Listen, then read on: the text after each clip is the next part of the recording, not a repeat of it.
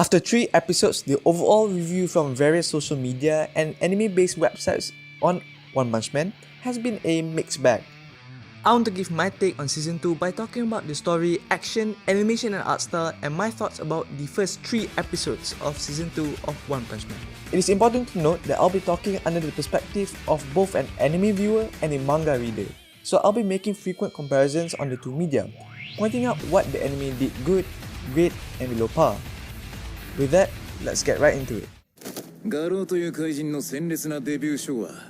A lot of people complain about the animation and art style, more on that later, to the point that they forget that there is a story being told. From the first 3 episodes, it is clear that this season will not be the same as Season 1, in terms of the narrative as a whole. Season 1 focused on Saitama's character, with character spotlights on Genos and Moomin Rider, among others. We get an idea that this season will mostly focus on the side characters from the opening song, as a slew of characters are introduced.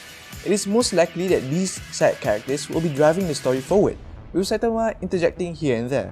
Another important thing to point out is the introduction of a main antagonist that actually has proper development, in the form of Garo. So, 3 episodes isn't much to know who he is, what is he about.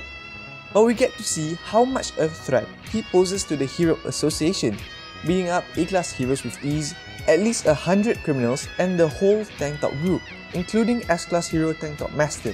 We know how strong he was in Season 1, when he carried a huge block of concrete and threw it to Boros' ship.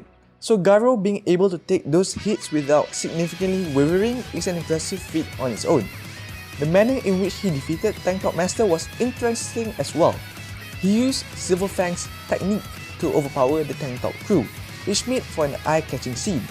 And that brings me to a very important point to discuss: the action.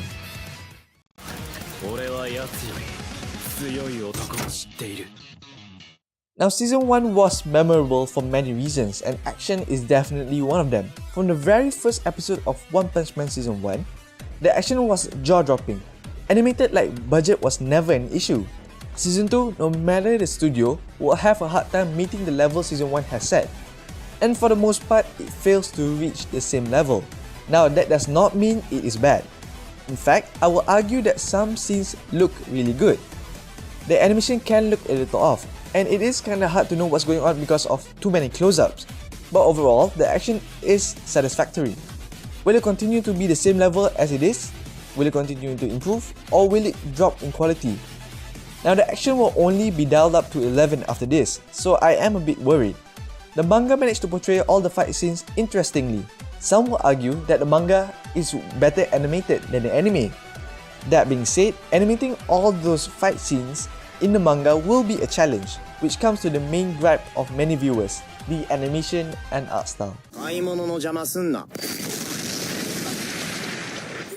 The animation and art style is different.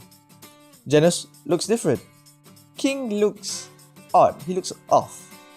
Now, this is somewhat expected from changing studios. Now, is it all that bad? Again, I don't think so. Some scenes look really good, some look below par. The manga was always consistent, they never had this issue. The anime has its problems. Yes, there are even times that there barely is any animation.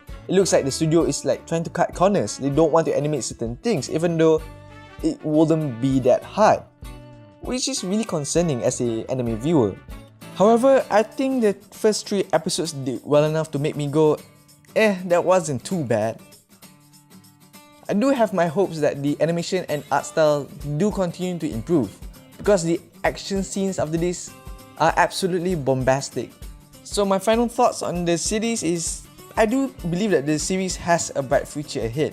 The story only picks up from here, so I don't believe people should stop watching it just because it looks bad. Yeah, sure, it looks a bit jarring at times, but I think there's still more pros than cons.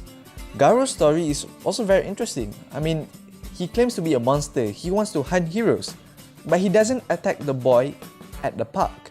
Instead, he somewhat befriends him. So that in itself is interesting as well. Garo is also acting more like a main character. He's pretty much OP. I mean, he took Tank Top's hits without wavering. but he still has to learn from his mistakes. He learned from Golden Ball, he learned from Tank Top Master. So I believe his character on its own is interesting enough to carry the story forward.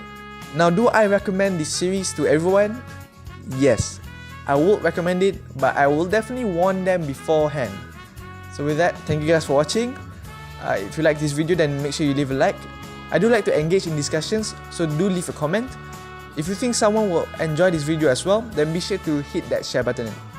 With that, I'm Faris out.